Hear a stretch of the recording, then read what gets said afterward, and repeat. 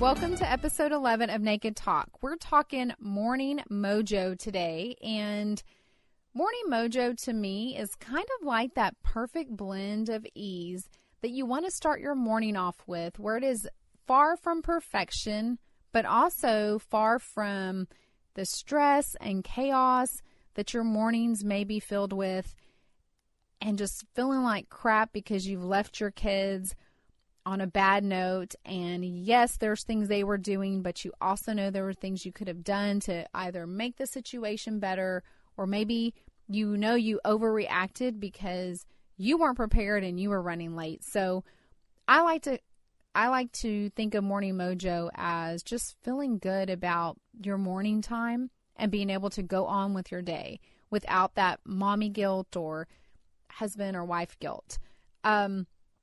Really, to me, there's like two ways you can start the morning, right? So it's either, you wake up and you think, what a glorious day it is to be alive, or you're like, oh, wait, I'm still alive. Yeah, so I guess I got to get up, right? So really, I've been both of these, and I've had my fair share. I am happy to say I have a lot more of the other types of mornings. And when I do have the not so great ones, it's usually because I'm just really down about something that's happening in my personal life, or maybe a friend's life or family members. So the majority of the time, I do have a better outlook when I wake up. And I know it's because I have been intentional for years of making my mornings better, because it was not like that, especially when I had 3 kids, 5 and under. And I started homeschooling soon after that. It was just chaos. My mornings started melting into noon and then afternoons as a homeschooler, and there was nothing good about that. So, yeah, hasn't been easy. It's been little changes over the years, but that's why I want to share some things with you that have worked for me, so it doesn't take you years to finally realize, hey, I need to get something done here and get my day started off better than it is now. I've always been a morning person, even as a kid. And I think I've shared this maybe before, but if not, I got into CrossFit when we lived at our other home. My kids were all small, young, and I was homeschooling, but I went really early so my husband could be home with the kids still. So a friend of mine invited me to CrossFit. I would get up at 4:10 a.m. to meet her at 4:40 a.m. and we would drive to our CrossFit box. They call it a box. It's called U-Turn CrossFit, and we would do our WOD, which is workout of the day, at 5:15 a.m. So that was great. Like I said, I love doing stuff in the morning. Now I have to do things a little later because of, different drop-off times, and that's okay. But everything felt great until my lack of sleep caught up with me and not eating enough. And once again, that was because I didn't have a routine down for nighttime. I was staying up later than I should have, trying to get the kids settled. There was no rhyme or reason to it. And eventually it caught up with me. I've shared before, I think it's mainly on my Facebook, where I'll share my workouts as well, and about how I actually train less in the gym and I eat way more. Of course, it's healthier foods, but I feel so much better. Not only do I have a lot more energy, but my lean mass has increased and my fat has gone down. So it's kind of crazy, but I tell people I train less now and eat more, and I feel amazing. So I always want to share that when I can, because I think a lot of times as parents, we're so busy, we'll just kind of snack here and there, or we'll have, I don't drink coffee, but we'll have a large coffee for breakfast and then keep going and get the kids taken care of. And we're like, okay, I'm either going to eat or get this done. So it is something we really need to think about and address, especially if we're going to try working fitness into our life. Why is that important? Well, it's because I don't want you to bash your head like I did in CrossFit because of lack of sleep until you realize the importance of having a great morning and sleep. So when I told you my lack of sleep was starting to catch up with me and I was feeling a little bit weaker, but in CrossFit, it's like so motivating, and that was just my me time. So I kept going even though I didn't feel the best. And I remember going back to do a back squat, And I hadn't really thought what would happen if I could not get back up. It just wasn't a thought in my mind. So I remember looking at my friend like, oh my gosh. And I dropped the weight back and I fell back and hit my neck on the bar. And I injured myself. I took some time off, tried to go back and not, do things 100%, but never really got back to how I was before that. And I did a half marathon last year with a friend of mine. It was on her bucket list. And so, after that, I injured my back, or I guess that kind of old injury came back where I couldn't even move. It was really scary.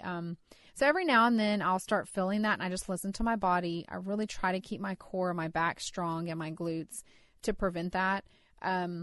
But I don't want that to happen to you before you see the connection of, oh, sleep is important. Eating well is important, as well as, taking care of myself and fitness and then everyone else. So I thought I would share 5 things that help me, and maybe you can apply some of them to your life. And I remember thinking, okay, super busy mom, all these things on my plate, what would I really sit and tell somebody if they said, I want to have a better morning? Remember, I try to keep this real. I'm not sugarcoating anything. We're all trying to, I think most of us are trying to do the best we can and figure things out as we go. I always tell my kids, like, look, y'all are my guinea pigs. I don't know what's going to happen. Most of the time, these are new things. So we're going to try it, see what sticks and chunk what doesn't work and take it from there. So first thing I would say is fake it till you make it. So if you're like me, you probably are like, oh, and especially as a younger mom, right? I envision just standing in an apron in the kitchen and my sweet family, who always appreciated everything their wonderful mom did for them, would just be stretching and waking up with a smile to the aroma of like something kind of resembling something that someone sent me on Pinterest or that I had pinned. It's like a freshly baked gluten, soy, dairy-free, vegan, paleo, organic, non-GMO goodness that I had drummed up in the kitchen in my spare time, right? But like, why don't we save that attempt for the weekend at the very least? Save it for the weekend, shall we? Like, I say slice up some fruit, throw it in a bowl, grab a tub of plain yogurt, and some, if you want to get fancy, local raw organic honey and walnuts, and just a spoon to scoop it out. Or if you're not even there yet, try a semi-healthy cereal, some almond milk and fruit, and call it a morning. Don't stress about having that perfect, freshly made breakfast in the morning if you can't even get out of the door on time as it is. Work that into your routine once your morning mojo is down pat and you're like, okay, I got this. So let's start with the gourmet breakfast. Number 2, the second thing I would say is try starting with what I call my cup of glow. So you probably have your cup of joe in the morning. I just see so many things that say, but first, coffee, or I'm a monster without my coffee, or let me have my coffee. So there's so many things about that in our culture. And, that I'm not saying don't drink your coffee, but I share in episode 4 about lemon water. And I have on my Facebook, my youngest daughter, 2 years ago, I think she was like 6. She's sharing about lemon water and how she makes it. It's really cute. But try adding that first, the first thing before you drink coffee, before you drink anything else. Or if you're a tea drinker like me, I don't drink coffee, and I know it's crazy, but I don't want you to unfriend me. Give me some slack. I still drink caffeine. I do have tea.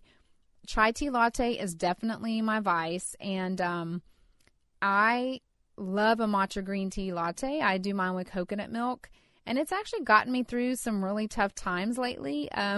I'll drop off all my kids. I'll be alone sitting in my oversized gas guzzler of a SUV, and I'll just sip on that green goodness, and at least for a moment I feel kind of calm and invincible, if that makes sense, until I'm like interrupted by my iPhone going off or some alarm reminding me of that I probably missed something or should have been somewhere.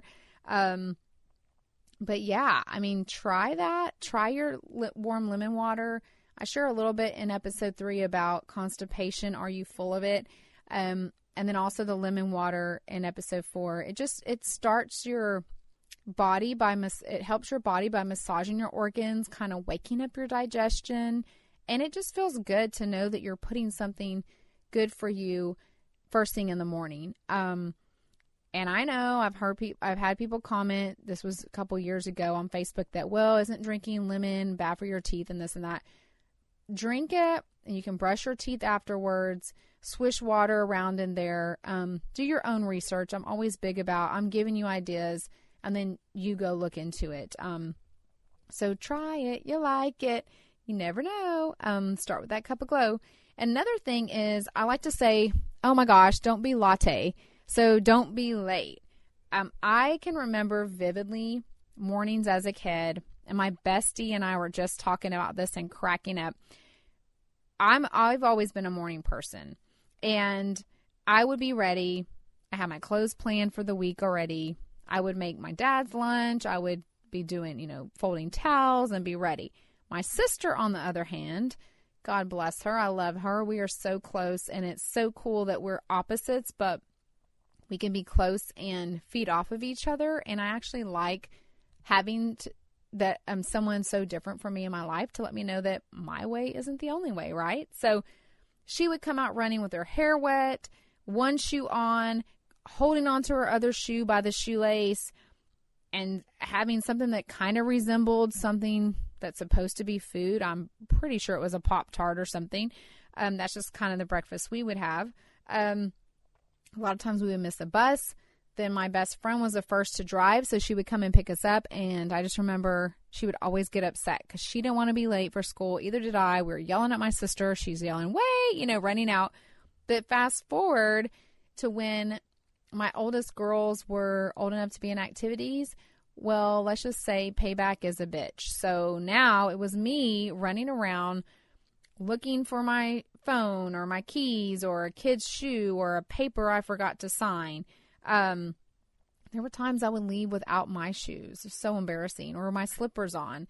And I got on to one of my girls a couple of days ago for leaving the house without shoes on. And she's like, well, Mom, we're not getting out anywhere. But I said, yeah, what if we get a flat tire or, an accident or have to get out? And sometimes my kids will forget their shoes. But it's kind of funny because I would even forget as an adult. So my advice to you is set your alarm just a little bit earlier. Those 10 minutes really can make a difference, and just kind of leave yourself a buffer for things that you didn't plan to happen, or maybe you forgot something, or your kids forget to tell you to print out a form or something. I remember a couple of weeks ago, we were, having breakfast in the kitchen, getting ready to leave. And our little rescue dog, Chelsea, she just started doing something kind of like a hacking, gross kind of cough thing. And we didn't know. She tends to get like our kids' stuffies. And so my concern is she'll tear them up, and the stuffy stuff in there, I don't know what it's called, the fluff. I'm always concerned, like, is she swallowing some of that? And so I didn't want to leave her. And so that took probably like 6 or 7 minutes, just making sure she was okay and getting her settled down. So you never know. But the thing is, setting your alarm early, even though that's something you're doing in the morning, what does it go back to? It goes back to the night before, right? If you have a routine, if you're getting a good night's sleep, because if you're not getting enough sleep, how are you going to set your alarm even earlier than now? So even though we're talking about our morning mojo, we need to work on getting our sweet shut-eye the night before. I share in episode 2, it's called Sex and Sleep, How to Get More of It. If you haven't listened to that one, listen to it. I share some things of, how sleep and sex can help each other out. Just some things that have worked for us and our family, and setting boundaries and different things. I also have on my blog something called, I think it's called Tips for a Sexy Master Bedroom. I'll put that in the show notes. And things that you can do to get a good night's sleep. And big shocker, but watching TV, keeping on your devices, the blue light from there that messes with your body's rhythm. Those are some of the things included. But go check that out. And you can always go on the show notes to see those links.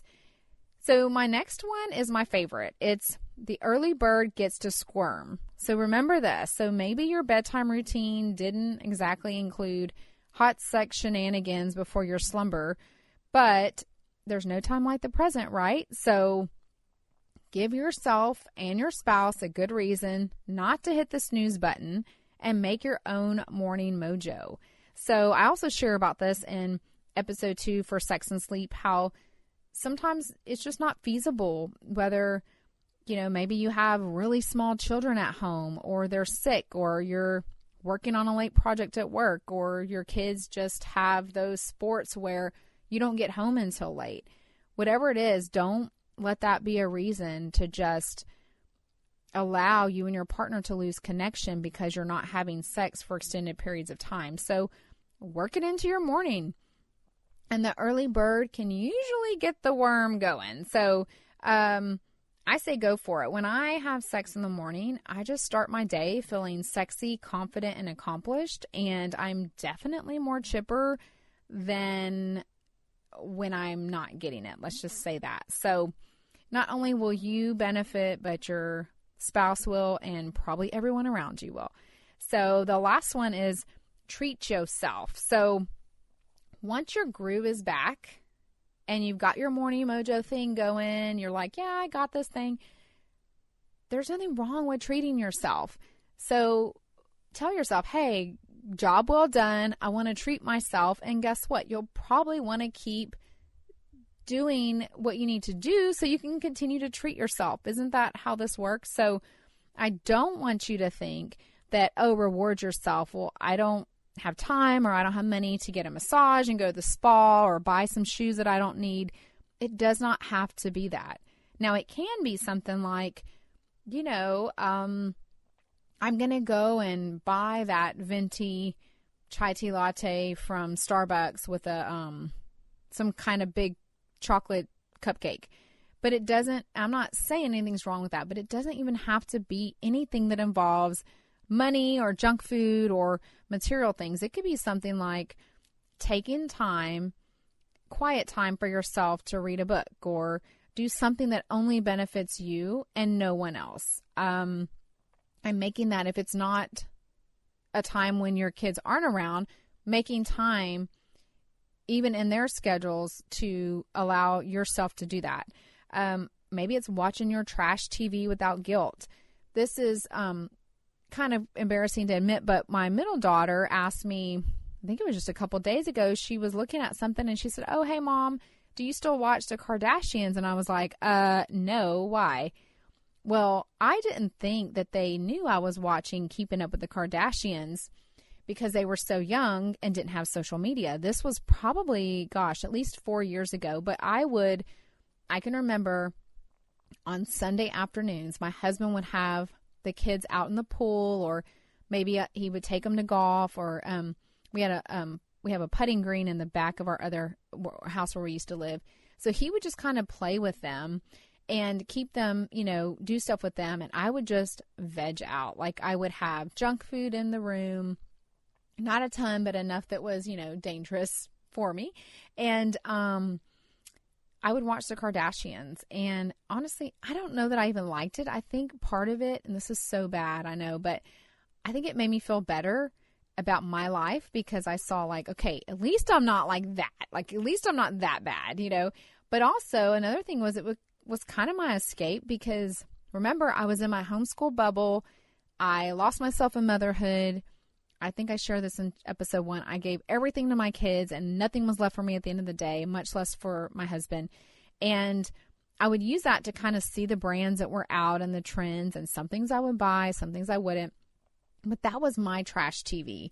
And honestly, I don't have a trash TV right now, or I really don't even watch any TV. But now I might be inspired to find something, maybe not that trashy, but something that's really not, contributing much as far as health or parenting, but it's just a good plot. So you never know. I'll have to share that with y'all.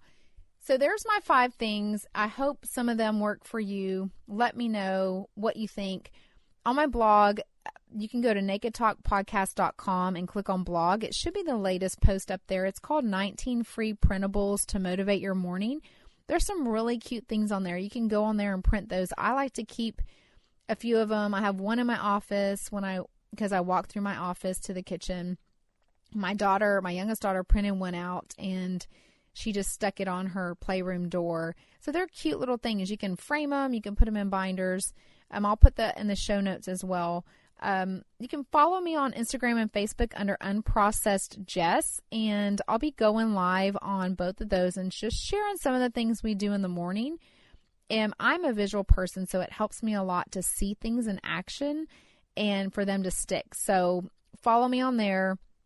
I'll also be doing some Just Ask Jess sessions where we can talk more about the topics of our episodes in this podcast and give y'all a chance to ask questions as well. If you have not subscribed, you might want to, because you know what I love about that? I listen to a lot of podcasts, but I'm busy just like you. I'm always running and I don't want to forget. So it's nice when my phone tells me, oh, there's a new episode of Raisology. If you haven't checked that out, check it out. I'm friends with her. She is a pediatrician who's a parenting coach, and she really has a heart for the parents, and she's just a great lady. So it'll tell me there's a new episode out. And if I'm driving or if I can listen, I will listen to the episode, or at least I'll know in my mind, oh, okay, I'll listen to that while I'm, driving to pick up this afternoon. And on Instagram and Facebook, you can follow me on Unprocessed Jess to see a little bit more behind the scenes of my crazy, beautiful life. And I'm always sharing just, little tips on there and stuff that I do as a mom and a woman and a wife and a busy person and going through life. And I just love knowing I'm not the only one going through these crazy things. And I love hearing your messages and words of encouragement. So keep them coming. And I will talk to you in next week's episode. Bye.